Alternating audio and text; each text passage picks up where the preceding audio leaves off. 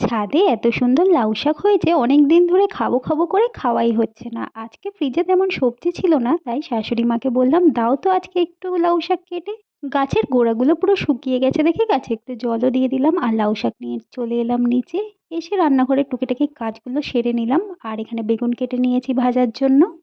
লাউ শাকটাকে শাশুড়ি মাই কেটে দিয়েছে। এখানে আমি বেগুন, আলু, ডাঁটা সমস্ত কিছু একসাথে একটু ভেজে নিচ্ছি।